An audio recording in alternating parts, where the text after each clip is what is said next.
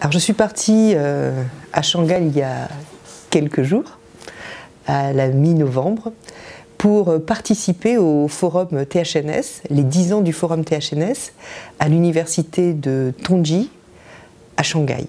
Alors THNS peut paraître un acronyme un peu bizarre pour ceux qui ne connaissent pas très bien les approches de mobilité. Ça veut dire transport à haut niveau de service. C'est surtout appliqué au bus urbain et à la qualité des transports urbains. Alors pourquoi le forum s'appelait il y a 10 ans Forum THNS? Parce qu'on était uniquement attaché aux mobilités urbaines.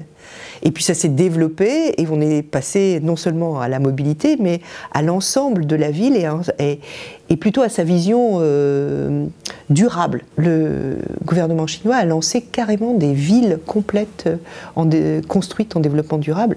Alors aujourd'hui elles sont un peu... elles sont comme des villes qui viennent de sortir de terre, extrêmement froides, il y a la place, donc c'est immense, il n'y a quasiment aucune notion de bien-être. On est plutôt sur un programme dit politique, mais sans approche fondamentalement humaine.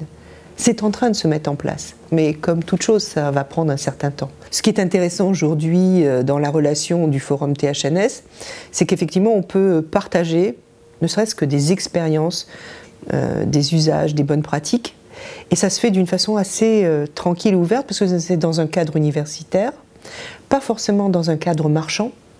C'est là où c'est intéressant.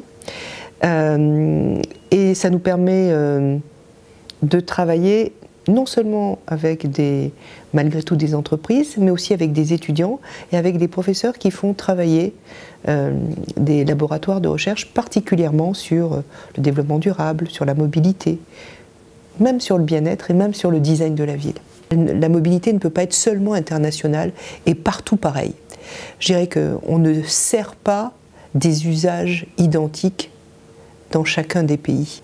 Et avoir, je dirais, le privilège d'aller partager nos idées et d'aller se confronter à nos savoirs et à nos expertises ailleurs nous paraît extrêmement intéressant.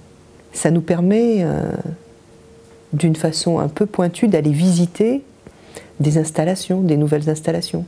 Alors là, on n'a pas visité du tramway ou des gares, on a été visiter des ports.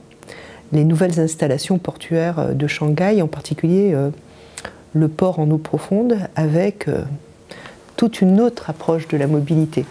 Une approche absolument incroyable de fret, alors là, de camions, de bateaux, de containers, avec toute une totale modernité dans la manière de transporter les marchandises.